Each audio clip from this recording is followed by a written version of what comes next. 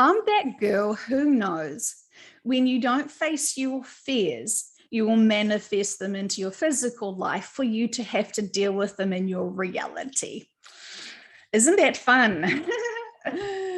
So this was another question that someone asked me, what is going on with them, because they are hysterically afraid of losing money and not having enough money, and everything that they're looking outside of the world and the world current situation just keeps confirming to them they're going to be without money. And this terrifies her.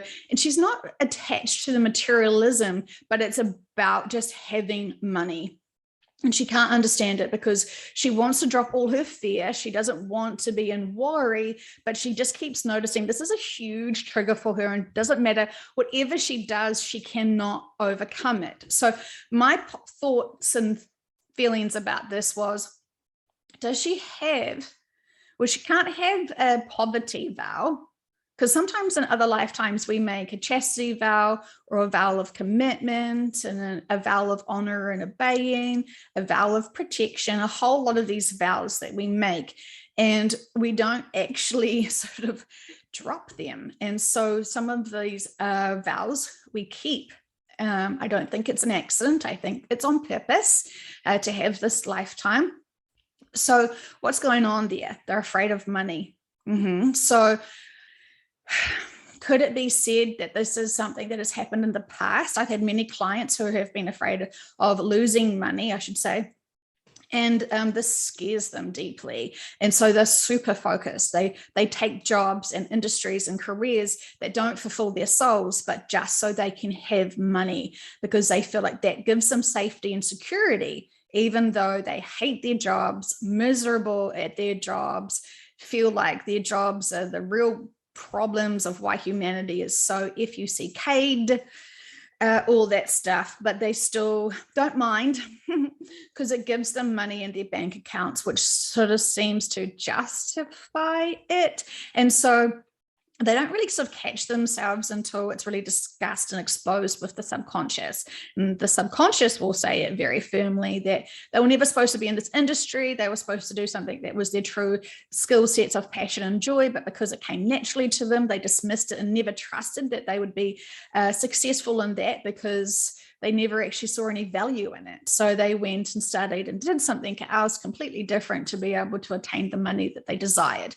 And the subconscious says it's their choices. If they had followed their true calling and passion and drive, they would have been more successful, but they didn't have faith in self. They didn't trust what they intuitively were guided to be would be enough. So they let fear override them, even back when they were teenagers figuring out what they would do for this world and who they would become as adults. So fear can always be with us at a very young age, and it will be created and just expanded upon as we get older. So how do we help these people who are terrified to lose money? Could we say to them, okay, so let's just walk down this scenario. What would be the worst case? If you lost money, what would really happen? And, they would go into a whole lot of, panic mode and say their worst case scenarios.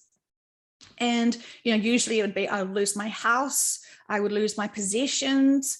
And, do we then remind them that, well, when we die, we lose our houses and possessions, we can't take anything with us. And we all know we're not promised tomorrow. So what else is going on there?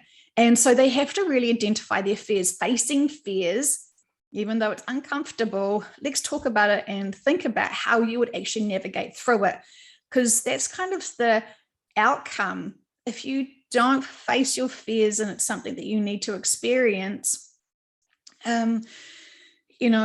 it will be provided for you to then physically have to overcome it and experience it. So I feel like a lot of people have had to have refinance situations with certain financial system collapsing for a few times.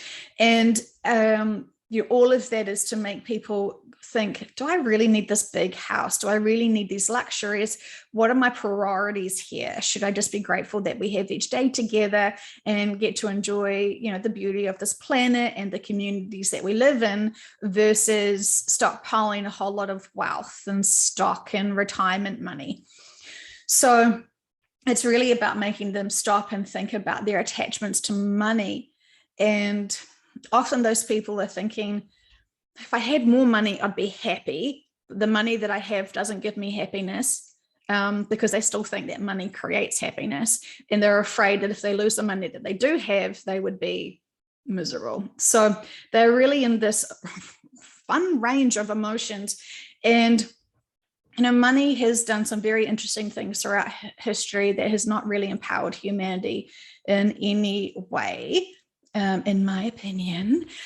So we all assume that those people who have great amounts of money are profoundly wise and got great ethics and morals, and want to help humanity without their own agenda. So interesting how we make these fun assumptions that may not actually be in alignment with their life purpose and mission. So we have to think, what are we really comfortable with?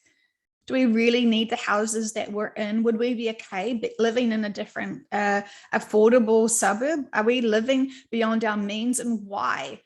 Oh, is it because we're trying to impress family? Is it because we're trying to impress friends? What are we doing? Why are we holding on to certain things to have as an extension of our identities?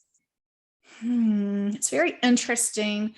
I won't have all the answers for everyone, but I know the subconscious does. And so I'll talk about my recent client who had this, and she would even choose partners who would look financially successful, because she would not want a bum. She wouldn't want someone who had a trade job, for example, because she assumed that, he wouldn't be able to support her financially if anything happened to her. And yet the subconscious was like, you're turning away your soulmate for financial reasons. This is a risky choice because you've already done that for your career. So yeah, interesting and very true. And I can understand that from the subconscious's point. And that was a huge wake up for her, because she actually felt really bad that she was choosing her boyfriends for their incomes. And it kind of made her feel a bit embarrassed, because she actually did see his soul and did love their connection, but she had this kind of condition on their love. And yeah, it's interesting because love wins, and having a connection with your soulmate would be the most most valuable thing to her. But yet, because of her attachment to money, she put that first. Interesting. And certainly not judging, and she knows better now, and she is so grateful for that, because that was her fear. Oh, what if I fully love with this guy and he's going to be broke? Ugh.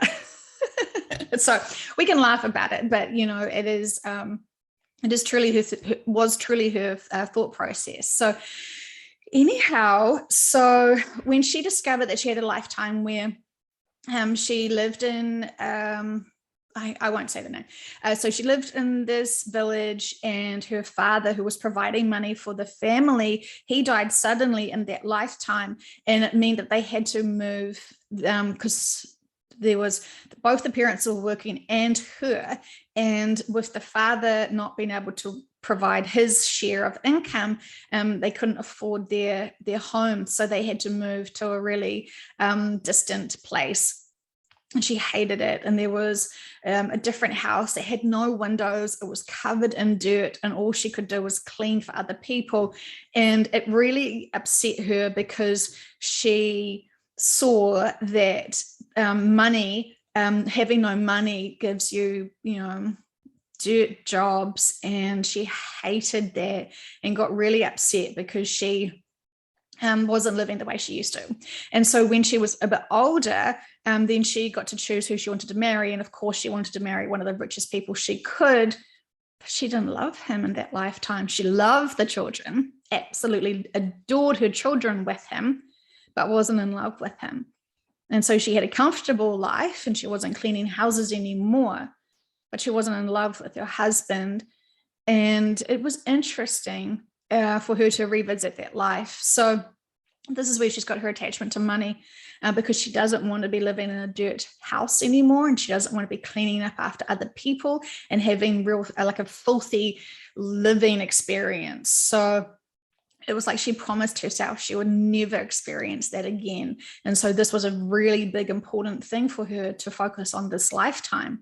And it's understandable now when she can see it and learn about it.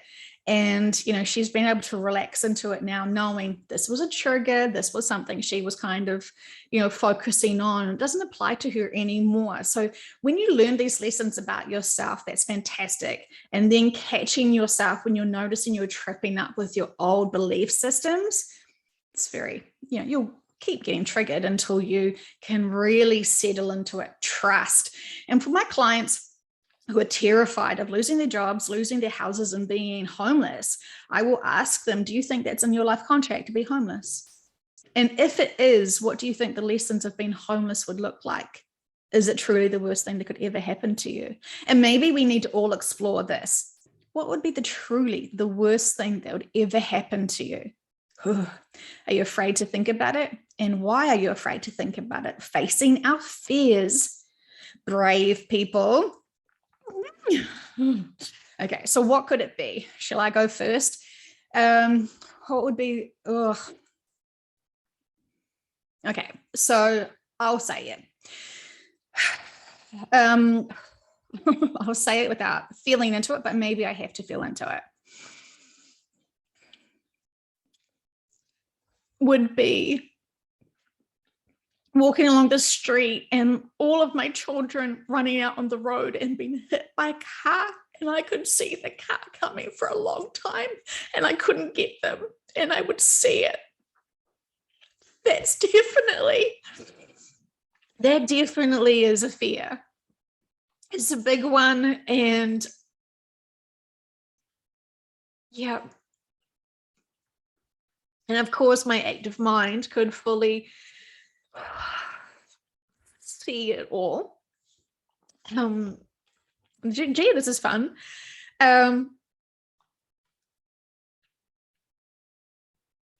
Devastating. So yeah, not nice at all. But why? Okay, so why would there be that lesson and experience? Why would they need those exit points? Why would I need to see that carnage?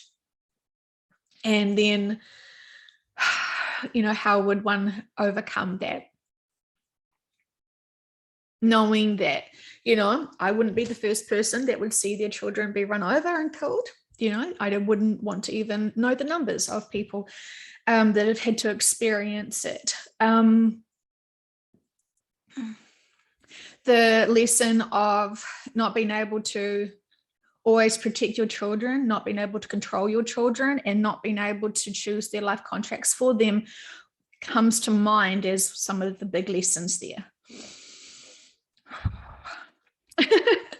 I freaking hate that. And I know that it's not even going to be their life contracts. I know that. I trust that. But facing my fears to just process it, I feel like some people are thinking, oh, why are you buying into future fears that aren't even going to happen? And I say, yeah, great question. But then isn't this the case that if this is something that I'm really worried about, could it be then said that I wouldn't be walking on streets with my children, that we would just be driving everywhere? Like, if it is a fear of mine, what am I holding back and resisting and being reluctant to? Because now I can see some of my behavior with really panicking a little bit when, like, Olive's the runner. And so when she wants to run ahead, because she always wants to be first and wins, I'm noticing now when I'm thinking about it, how I do get a little bit anxious, especially if I can't see her. And I trust that she, should be safe in these pathways, but I am very vulnerable. I feel very vulnerable to cars. Now, I know my walk-in had a car accident. And so I know that that is a sensitive matter for them. for him. And so in that lifetime, and so maybe I need to do some inner work to heal that. I could go for a session and ask for that to be released, and to trust that those lessons of vehicles and car accidents was in that lifetime, and explore it, and overcome it, and feel it. Not be there forever, but just to know the fact that I'm tearful over it and I could break thinking about that longer means that there is inner work for me. So, well, have I inspired and encouraged you to do it for yourselves? It's actually okay to do it. And I know I rushed it because I felt vulnerable crying. So I know I may have to dip back into that again, or not. I think I would prefer to not think about that again, but to be able to see, because there is a fear, how I've been behaving and how I've added angst into my lives when we have been walking out on the streets.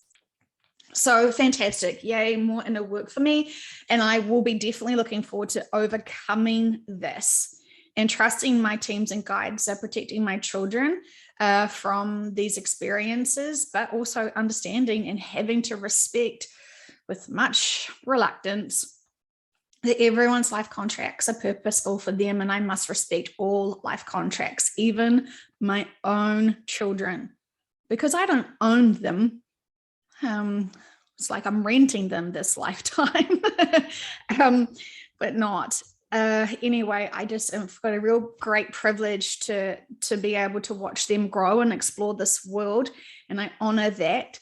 And I will be speaking to their subconsciouses and having great conversations with them, just to settle my needs and desires, to know that this isn't something that I'm tapping into the future to prepare myself for. I feel very strongly that they're like, no, this is your work, Joanne. This is not ours. This is not what we would be doing for those souls in your little children's bodies. So great news. Anyway, I hope, as random as that may have been for you all, that this was a great example for you guys to be able to face your fears and then see the lessons there and the significances. Okay, I love you guys so much. Thank you for letting me be me and work through my journey. I obviously don't know all of the answers to everything. So if I can actually do what I'm trying to recommend and support and inspire you guys to do, then at least you know that, I'm still trying to honor all of my own inner work and be accountable for the stuff that's going on for me. So thank you. And it's great. I'll overcome it, and so will you. So, I'll take some time, but I'm not going to avoid doing this inner work and processing it. So I don't want to add my own personal stresses and fears onto my children, because they're going to feel it. And what they may interpret from me being like that is that maybe I don't trust them, and maybe the world's scary, and all this other stuff that I'm accidentally, through my own triggers, imprinting on them. So I want to be accountable. Okay. Thank you so much. And thank you for appreciating this information and respecting this with me. Thank you.